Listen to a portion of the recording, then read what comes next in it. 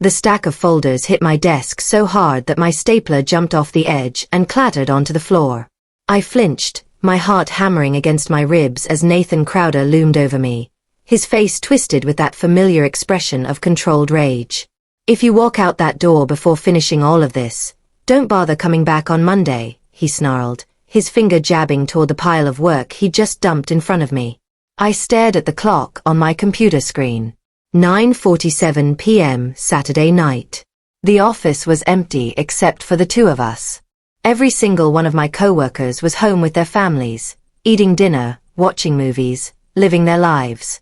But here I was, stuck at my desk for the fourth weekend in a row, unpaid and exhausted. "Nathan, I told you yesterday that HR approved my time off," I said quietly, trying to keep my voice steady. "My niece's recital is tomorrow afternoon. I promised her I'd be there." He stepped closer, invading my space, and a smirk spread across his face. "HR doesn't run this department. I do. If you're watching this video, please like, subscribe to the channel, and tell me in the comments where you're watching my revenge story from. I want to know how far it has traveled. My name is Kara Dalton, and that Saturday night was the moment everything changed. That was when I finally understood what had been happening to me for months. Nathan Crowder wasn't just a demanding boss. He wasn't just difficult to work with. He was systematically exploiting me, building his entire career on my unpaid labor while making me believe I was the problem. I'm 32 years old, single, and I own a small house on the east side of town. I'd worked in the operations department at Caldwell Industries for 7 years, climbing from an entry-level coordinator to senior operations analyst. I was good at my job. Really good. Everyone knew it except the one person who mattered most, the person who benefited from it every single day. Nathan had been my manager for 11 months, and in that time, my life had slowly unraveled. The weekend shifts started casually. Then they became expected. Then they became mandatory, without pay, without recognition, without end. It all started 2 months earlier on a Friday evening. The office lights were dimming automatically, signaling the end of the workday. I was packing my bag when Nathan appeared at my cubicle, leaning against the partition with that easy smile he used when he wanted something. "Hey, superstar," he said, his voice dripping with false friendliness. "Need you to come in tomorrow. Just for a couple hours. We've got that client report due Monday, and I could really use your help pulling the data together." I hesitated. I had plans. But Nathan was my boss, and I wanted to be a team player. "Sure," I said. "What time?" "Let's say 9. Should be done by lunch." That Saturday, I arrived at 9 sharp. Nathan showed up at 10:30 with coffee only for himself. The couple hours turned into 9. When I finally left at 6 that evening, my entire day was gone. Nathan thanked me with a casual wave and said, "You're the best, Kara. Real team player." The next weekend, he asked again. And the weekend after that. Each time, it was supposedly urgent. Each time, I stayed. Each time, Nathan treated it like I owed him this, like working unpaid weekends was just part of being dedicated. Then Sienna Marks joined our team. She was 26, cheerful, and within her first week, Nathan gave her flexible hours and long lunch breaks. When Sienna made mistakes on reports that I had to fix, Nathan laughed them off. "She's still learning," he'd say with a shrug. But when I turned in flawless work that exceeded every expectation, Nathan would present it in meetings as a team effort, or worse, as his own idea. He'd stand at the front of the conference room, clicking through slides I'd created, and say, "I thought it would be smart to analyze the data this way." I'd sit in the back, watching him take credit, my jaw clenched. 3 weeks before that terrible Saturday night, Nathan called a full team meeting. We gathered in the conference room, 15 people crammed around the table. Nathan stood at the head, arms crossed, looking pleased with himself. "I want to recognize Kara for her dedication," he announced. My heart lifted for a moment. Finally, some acknowledgement. But then he continued. "Kara volunteered to cover all weekend administrative work going forward. She really loves it." My stomach dropped. I'd never volunteered for anything. I stared at him, speechless, as 20 faces turned toward me. Some looked impressed. Others looked pitying, like I was desperate for approval. After the meeting, I checked my email. There was a message from HR. Please confirm that you requested ongoing volunteer weekend hours as indicated by your manager. Volunteer hours.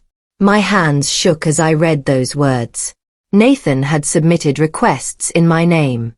He documented my forced labor as something I'd eagerly offered to do. That night, I couldn't sleep. I logged into the company's internal system from home and started digging through records. My access level let me see scheduling documents and timekeeping logs. What I found made my blood run cold. Nathan had been submitting weekend shift requests under my employee ID for 2 months. Each request was marked voluntary, with a note that said I'd offered to help the department during busy periods. My saved digital signature was on every single form. He'd forged my consent. He'd created a paper trail that made it look like I was a willing participant in my own exploitation. If anyone ever questioned him, he had documentation proving I'd asked for this. I sat in the dark of my living room, staring at my laptop screen, rage building in my chest. Then I saw another email notification. The subject line read, Executive Audit Scheduled. All department heads required to report. An idea began forming in my mind. I didn't confront Nathan. I didn't send an angry email or march into HR demanding answers. Instead, I made a decision that felt both terrifying and necessary. I was going to let Nathan destroy himself using the exact lies he'd already built. But I needed evidence. Real, undeniable evidence. The next day at work, I started printing everything. When Nathan left for lunch, I printed copies of the falsified volunteer forms. I saved screenshots of the scheduling system showing the times I'd actually been in the office versus what Nathan had reported. I forwarded emails to my personal account, emails where Nathan had threatened me, pressured me, or made unreasonable demands. I worked carefully, quietly, gathering pieces of proof like puzzle fragments. Each document showed a pattern. Each email revealed his manipulation. I created a folder on my personal laptop and labeled it simply, Evidence. My apartment dining table became a command center. Papers covered every inch of the surface. I'd printed emails where Nathan had texted me at 2 in the morning saying, "Don't forget to be early tomorrow." I had badge logs from building security that showed exactly when I'd entered and left the office on weekends. The timestamps didn't lie. I found a particularly damning document buried in an archived folder. 3 months ago, Nathan had actually approved overtime compensation for my weekend work. The approval form had his signature and was routed to payroll. But then, 2 days later, he deleted the request and replaced it with a voluntary hours form instead. He'd stolen my pay. Deliberately. Methodically. And he'd covered his tracks by making it look like I'd never expected payment in the first place. My hands trembled as I printed this document. This was the smoking gun. On Thursday afternoon, I was in the break room making coffee when Megan Price approached me.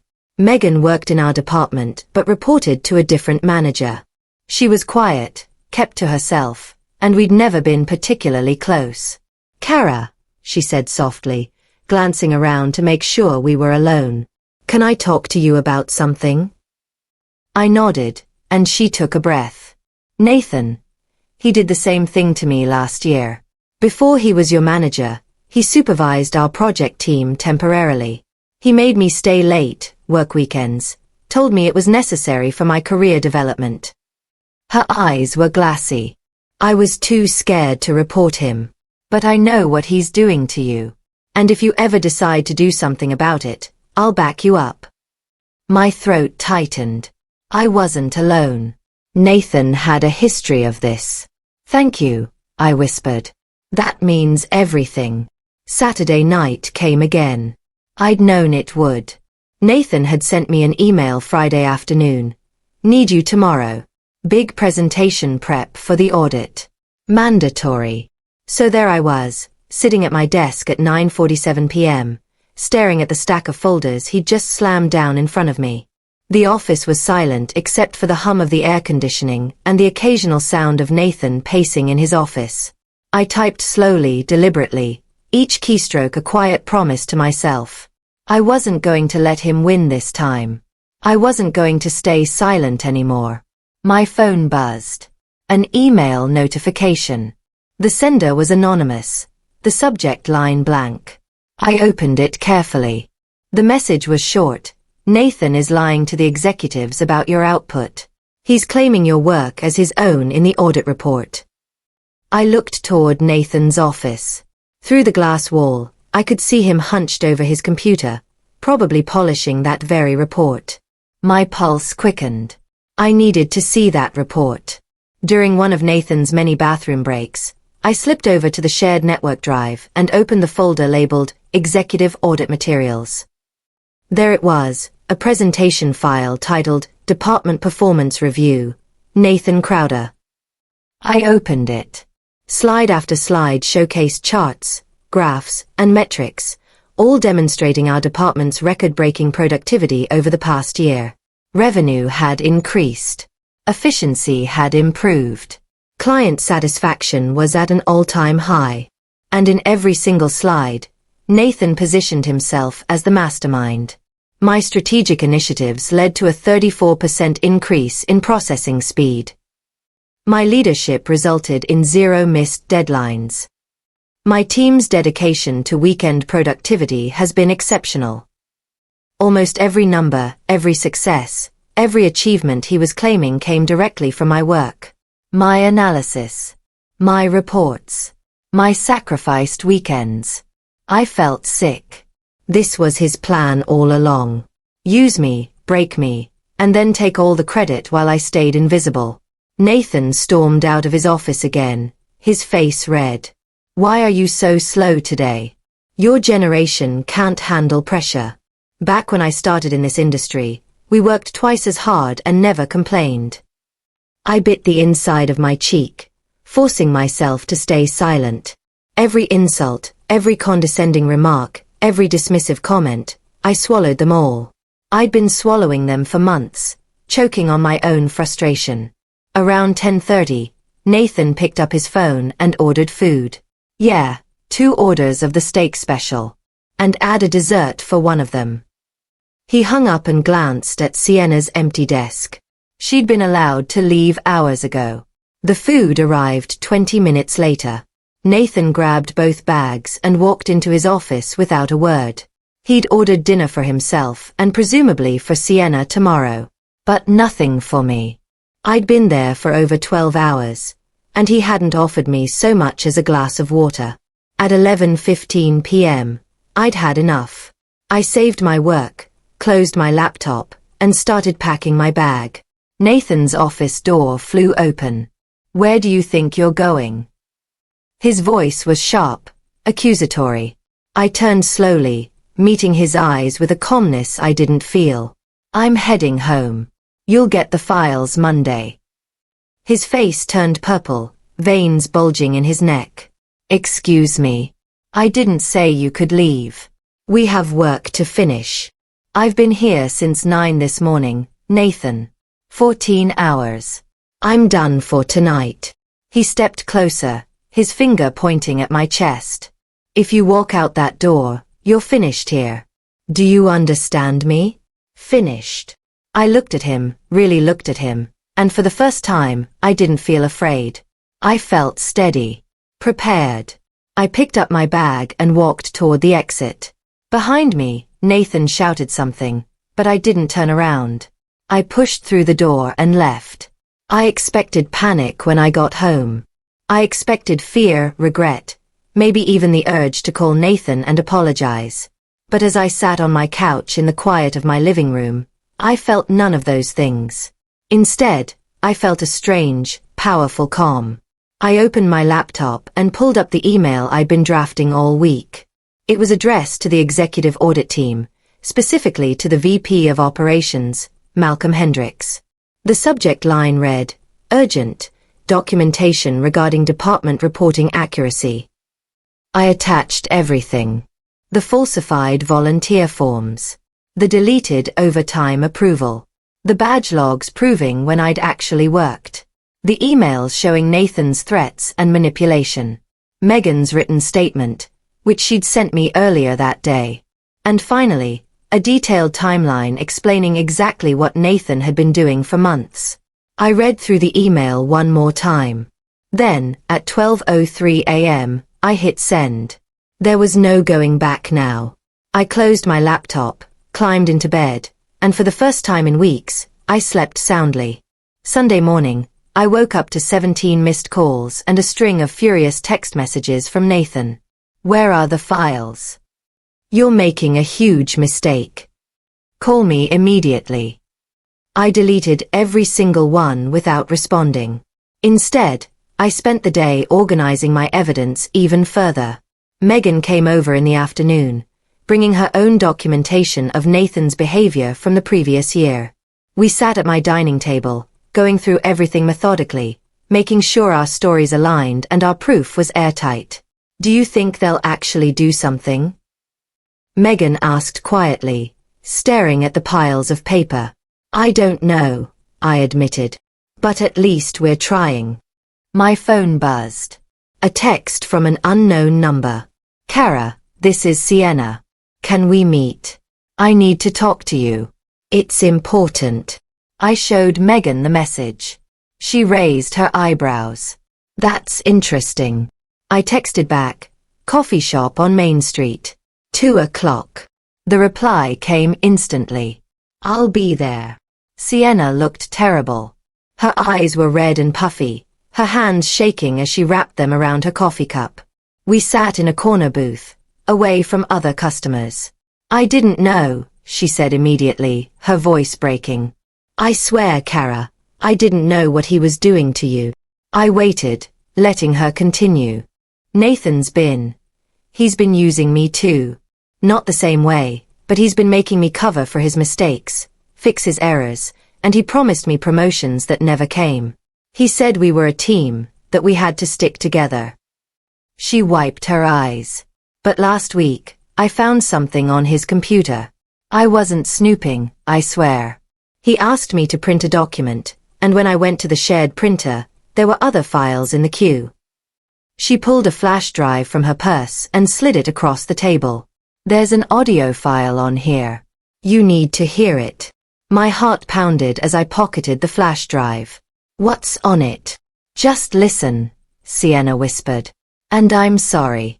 I'm so sorry I didn't see what was happening sooner. When I got home, I plugged the flash drive into my laptop with trembling hands. There was a single audio file, dated 3 weeks earlier. I clicked play. Nathan's voice filled my speakers, loud and boastful. He was talking to someone, another manager maybe, and he sounded drunk or at least overconfident. You want to know my secret? I make Kara do all the grunt work. She's too scared to say no, too worried about losing her job. I just pile it on, take the credit, and she keeps coming back for more. It's perfect. The other voice laughed. What if she complains? She won't. I've documented everything to make it look like she volunteered. Even if she tries to report me, HR will see that she requested the extra hours herself. I'm untouchable. My breath caught in my throat. This was it. The final piece. Undeniable proof of his intentions, his manipulation, his complete disregard for me as a human being. I copied the file immediately and attached it to a follow-up email to Malcolm Hendricks. Subject line, additional evidence, audio confirmation. I hit send and leaned back in my chair, exhaling slowly. Monday morning arrived with bright sunshine and a knot of anxiety in my stomach. I dressed carefully, professionally, and drove to the office with my evidence folder in my bag. When I walked onto our floor, the energy felt strange, tense. Then I saw them. 3 executives in dark suits standing near the conference room, talking in low voices. One of them was Malcolm Hendricks. My email had reached him. They were here. Nathan emerged from his office, his face pale and slick with sweat. He saw the executives and froze for a fraction of a second before forcing a smile and walking over to shake hands. I watched from my desk as they exchanged pleasantries, and then Malcolm said something that made Nathan's smile falter. "We need to speak with you privately. Now." They disappeared into the conference room. The door closed. Through the glass walls, I could see Nathan gesturing, talking rapidly, his expression desperate. The executives sat stone-faced, listening but not engaging. Rumors spread through the office like wildfire. People whispered in clusters, glancing toward the conference room. Nathan's door stayed closed for over an hour. Occasionally, voices rose, muffled but angry. Papers shuffled. Someone's phone rang and was quickly silenced. Then the door opened. Malcolm stepped out and looked directly at me. "Ms. Dalton, could you join us, please?" My legs felt weak as I stood and walked toward the conference room. Every pair of eyes in the office followed me. I stepped inside, and Malcolm gestured to an empty chair. Nathan sat across from me, his face drained of color, his hands clenched into fists on the table. "Kara," Malcolm began gently, "we've reviewed the documentation you sent. We'd like to hear your side of the story directly." I opened my folder and placed every document on the table, one by one. The falsified forms, the badge logs, the deleted overtime approval, Megan's statement, and finally, the flash drive with the audio recording. The executives' expressions shifted as they reviewed the evidence. Confusion turned to shock, then shock turned to barely contained fury. Malcolm played the audio file, and Nathan's voice filled the room, bragging about exploiting me. "I make Kara do all the grunt work. She's too scared to say no." When it finished, the silence was deafening. One of the other executives, a woman named Victoria Cross, leaned forward. "Kara, did you know that these falsifications could trigger serious legal violations? Labor law requires documentation of all hours worked. What Mr. Crowder has done isn't just unethical. It's illegal." I nodded slowly. "I suspected as much. That's why I documented everything." Nathan finally spoke, his voice shaking. "This is all a misunderstanding. Kara's twisting things. She volunteered for those hours. I have the forms." "Forms you forged," Malcolm interrupted coldly, "using her digital signature without consent. We've already confirmed that with IT." Nathan's mouth opened and closed, but no words came out. Victoria stood, her expression hard. "Nathan, we need your security badge and your laptop. Effective immediately, you're suspended pending a full investigation." Nathan's face went white. "You can't.